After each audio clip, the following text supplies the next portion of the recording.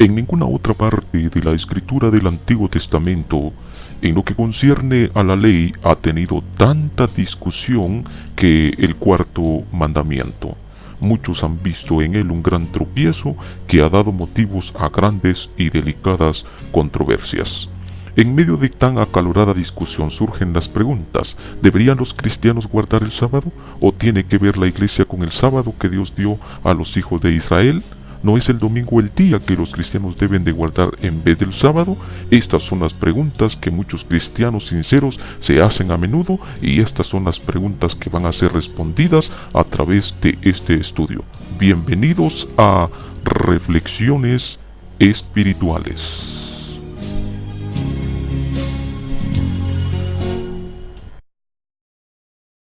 Que la paz de nuestro Señor Jesucristo y su gracia sea en cada uno de sus corazones. Esta es la tercera parte de una serie de mensajes titulado El Shabbat. En el mensaje anterior quedamos de considerar el libro de Éxodo, capítulo 31, versículos 12 al 17. Vamos a partir de acá para seguir desarrollando esta serie. Capítulo 31, versículos 12 al 17 dice de la siguiente manera: Habló Jehová a Moisés diciendo: Tú hablarás a los hijos de Israel diciendo: En verdad vosotros guardaréis mis días de reposo, porque señal es entre mí y vosotros por vuestras generaciones, para que sepáis que yo soy Jehová, que os santifico. Así que guardaréis el día de reposo, porque santo es a vosotros. El que lo profanare, de cierto morirá.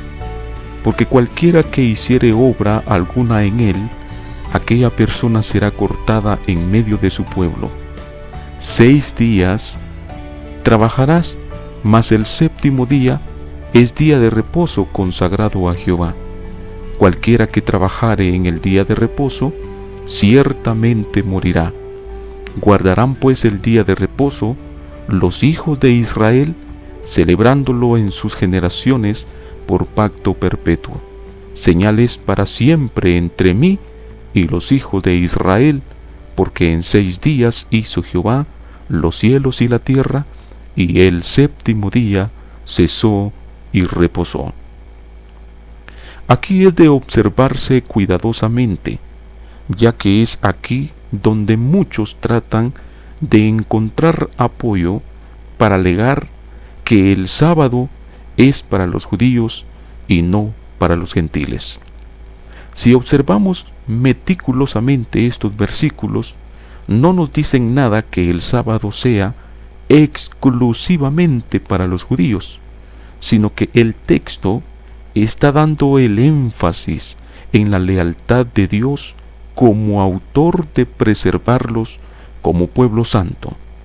No debían ellos de creer que porque eran buenas personas, Dios los había elegido para ser su pueblo. Bien se los pudo expresar Moisés cuando les dijo: porque tú eres pueblo santo para Jehová tu Dios. Jehová tu Dios te ha escogido para hacerle un pueblo especial. Más que todos los pueblos os ha querido Jehová, y os ha escogido, pues vosotros erais el más insignificante de todos los pueblos, sino por cuanto os amó Jehová, y quiso guardar el juramento que juró a vuestros padres, os ha sacado Jehová con mano poderosa, y os ha rescatado de servidumbre de la mano de Faraón, rey de Egipto. Conoce pues que Jehová tu Dios es Dios, Dios fiel, que guarda el pacto y la misericordia a los que le aman y guardan sus mandamientos hasta 1000 generaciones. Deuteronomio capítulo 7, versículos 6 al 9. El sábado se convirtió para Israel en una señal de que Dios los había distinguido como pueblo santo. Nada más claro. Recuerde que este mandamiento acá ha tenido un giro totalmente distinto del que se le dio en el Decálogo. La pregunta es, ¿por qué? ¿Por qué ese cambio? Anteriormente explicábamos que existen dentro de las Escrituras dos cuerpos de leyes con características distintas, apodíctica y casuística. Eso es precisamente lo que observamos acá. Las leyes casuísticas nos muestran rasgos totalmente distintas de las que están formuladas en la ley apodíctica, y si no tenemos ese discernimiento, tendemos a confundir el uno con el otro. Tenemos entonces aquí una ley con respectivos enfoques. La primera está dada en término apodíctico. Acuérdate del día de reposo. En este caso, guardaréis mis días de reposo. Luego indica la conducta a seguir. 6 días trabajarás, mas el séptimo día es reposo consagrado a Jehová. Aquí el principio es el mismo, un principio general y absoluto. La segunda está redactada en términos casuísticos. Al que haga tal y tal cosa. En este caso, el que lo profanare.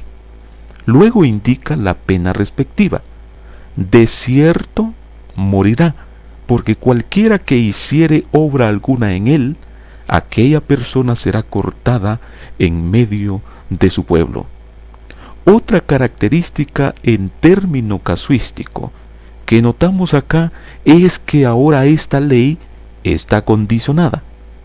En verdad, vosotros guardaréis mis días de reposo, porque es señal entre mí y vosotros por vuestras generaciones, para que sepáis que yo soy Jehová, que os santifico. Así que guardaréis el día de reposo, porque santo es a vosotros. Recuerde que estas características son dadas únicamente aquí. En el Decálogo no se ven estas indicaciones, debido a que están redactadas en forma incondicional, característica principal de la ley apodíctica. El origen de guardar el sábado tiene un sentido distinto del que tiene acá. En el Decálogo se mandó guardar el sábado, porque Dios mismo con su ejemplo lo declaró y estableció.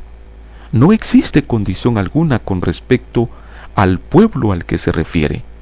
Acá este mandamiento está condicionado a un pueblo en específico y confesionado de otra manera. Los israelitas no solamente debían de guardarlo con el propósito original que había sido dado, sino con otras finalidades. Ahora ya no debían de obedecer el mandamiento únicamente porque Dios con su ejemplo lo había establecido, sino porque también era una señal entre él y su pueblo. Y tercero, para que no se olvidaran de que Dios mismo era el que los santificaba, para que sepáis que yo os santifico. Ejemplo como este hay muchos en el Antiguo Testamento. Existen leyes que tienen un origen común, es decir, para ambos pueblos, pero también hay leyes que se dirigen únicamente a un pueblo en particular. Si nosotros no nos percatamos de ello, podemos confundirnos. Veamos un ejemplo más. Levítico capítulo 19, versículos 9 y 10 dicen: Cuando ciegues la mies de la tierra, no segarás hasta el último rincón de ella, ni espigarás tu tierra segada, y no rebuscarás tu viña, ni recogerás el fruto de tu viña. Para el pobre y para el extranjero lo dejarás, yo Jehová vuestro Dios. Quien blasfeme el nombre de Jehová será muerto. Toda la comunidad lo apedreará, sea forastero o nativo. si blasfema el nombre, morirá, según Levítico 24:16. Como puede verse, aunque estas leyes mencionan a las mismas personas, israelitas y extranjeros, en realidad tenemos aquí dos tipos distintos de leyes. Unas leyes se dirigen tanto al israelita como al extranjero y están relacionadas con el tema de la santidad.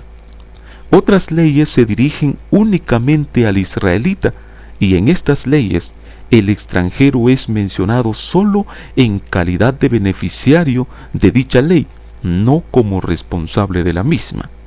Así pues, cuando las leyes tratan asuntos relacionados con la preservación de la santidad de la comunidad, éstas se dirigen tanto al israelita como al extranjero. Eso es precisamente lo que vemos en el cuarto mandamiento que está en nuestra consideración. Comentemos un poco más sobre este cuarto mandamiento, que como dijimos, tiene un principio absoluto y general de origen, y no está condicionada a un pueblo en particular. Esto nos da ya la idea que el mandamiento se refiere a la santidad y que ambos pueblos eran responsables de la misma. No hagáis en él obra alguna, tú, ni tu hijo, ni tu hija, ni tu siervo, ni tu criada, ni tu bestia, ni tu extranjero que está dentro de tus puertas. Si somos tan observadores, notaremos que acá el extranjero aparentemente solo es mencionado en calidad de beneficiario de dicha ley y no como responsable de la misma. Esto es lo que podríamos arguir. Sin embargo, si nos damos cuenta, ninguna ley dentro de los 10 mandamientos se menciona la palabra nativo y extranjero como para hacer tal distinción. Son leyes absolutas y generales. Si creemos no guardar el día de reposo por razón de que el extranjero solo es mencionado en calidad de beneficiario y no como responsable, tendríamos que aplicar el mismo principio con todas las demás leyes. Esto vendría a ser paradójico. Por ejemplo, si el mandamiento de no matarás se aplicara solo a los israelitas como responsables y al extranjero únicamente como beneficiario, sería entonces que el extranjero podía matar sin hacerse responsable de ello, mientras que al israelita le caía todo el peso de la ley. Esto suena confuso, ¿no es así? Los rasgos legales y penales de estas leyes eran aplicables a ambos pueblos. ¿Qué pasaba entonces si tú, ni tu hijo, ni tu hija, ni tu siervo, ni tu criada, ni tu bestia, ni tu extranjero obedecía a este mandamiento? El carácter penal de esta ley lo vemos en la ley casuística de Éxodo. El que lo profanare, de cierto morirá, porque cualquiera que hiciere obra alguna en él, aquella persona será cortada en medio de su pueblo. Cualquiera que trabaje en el día de reposo, ciertamente morirá. Observe y note cómo se hace énfasis en algunas palabras. El que, cualquiera, aquella persona será cortada en medio de su pueblo. Vemos pues que si el extranjero solo está en calidad de beneficiario y no como responsable como muchos suponen, ¿por qué debía de morir? Esto quiere decirnos que el mandamiento había sido dado a ambos pueblos y no solamente para el israelita. Pues ¿qué le importaba a Dios que el extranjero quebrantara el día de reposo, si en todo caso la ley no se había hecho para él, sino para el israelita? Qué tremendo es entonces tener una concepción de esa manera del actuar de Dios. Vemos pues que el extranjero estaba obligado a obedecer el mandamiento, aunque no lo obedeciera por temor a Dios, por temor a ser muerto, era obligado a observarlo. Este hecho venía a ser para ellos una buena enseñanza para entrar en el temor de Dios. Uno de los pasajes más bellos y expresados con claridad en cuanto a este mandamiento y respecto al gentil en la observancia del día de reposo, lo encontramos en el libro de Isaías capítulo 56 versículos 1 al 7. Veamos qué es lo que dice. Solo quiero leerlo, ya que de aquí podríamos partir para un nuevo tema, pero no quiero extremarme acerca de esto. Dice de la siguiente manera: Así dijo Jehová, guardad derecho y haced justicia, porque cercana está mi salvación para venir y mi justicia para manifestarse. Bienaventurado el hombre que hace esto, y el Hijo del hombre que lo abraza, que guarda el día de reposo para no profanarlo, y que guarda su mano de hacer todo mal. Y el extranjero que siga a Jehová, no hable diciendo, me apartará Jehová totalmente de su pueblo. Ni diga el eunuco, he aquí yo soy árbol seco, porque así dijo Jehová, a los eunucos que guardaren mis días de reposo, y escojan lo que yo quiero, y abracen mi pacto, yo les daré dentro de mi casa y dentro de mis muros, y nombre mejor que el de hijos e hijas, nombre perpetuo les daré, que nunca perecerá. Y a los hijos de los extranjeros que sigan a Jehová para servirle, y que amen el nombre de Jehová para ser sus siervos, a todos los que guardan el día de reposo para no profanarlo, y abracen mi pacto, yo los llevaré a mi santo monte, y los recrearé en mi casa de oración.